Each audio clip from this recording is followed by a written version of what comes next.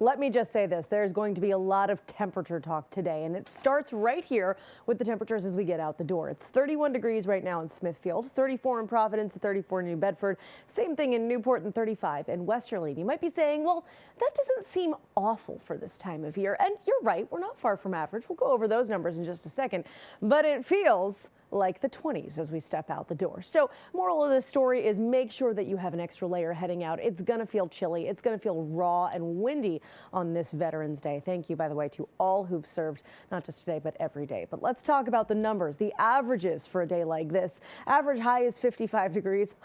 We're not going to be even close. Average low is 37. So you can see we're already a little bit below that number. And with the wind, it feels significantly colder. On that note, let's talk about what happens later in the day. The wind keeps up, even gets gustier in the afternoon, and with highs around 40 degrees, it will feel like we're in the upper 20s and low to mid 30s this afternoon. So certainly feeling awfully bitter for a November day. But wait, there's more, and you might not love this, or maybe you will love this depending on your views of the season. Satellite and radar by us right now, it's pretty quiet. It's really just clouds around, but if you zoom out, there's a lot of lake effect snow showers happening across upstate New York, Pennsylvania, parts of North Jersey.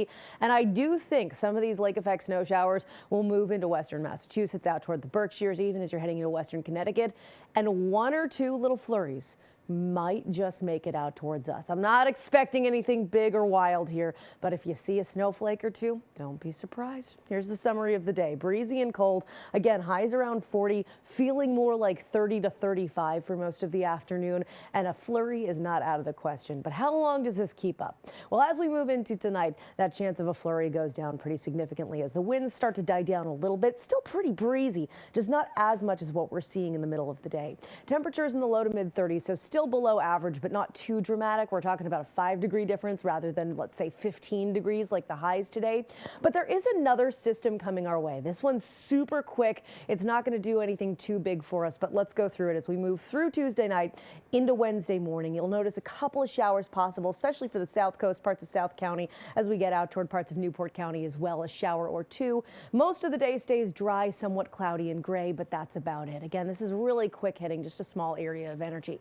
But the big area is the one that I'm really tracking today. And this is the one, as we look at the upper atmospheric pattern, that's really driving the colder temperatures. This is big dip where all the colors get kind of cool, right? The violets, the blues, the magentas, you get the picture. That's the cold air coming in from Canada. That's really blasted most of the eastern U.S. And that's going to keep our temperatures far below average as we move through the entire week. It's not going to be as cold as today every single day, but you get the picture. Most of us stay in the mid to upper 40s for most of the next 7 days. We get more sunshine back Thursday, Friday, Saturday. The next chance of rain is on Sunday, and it does look like we will have rain throughout most of the day.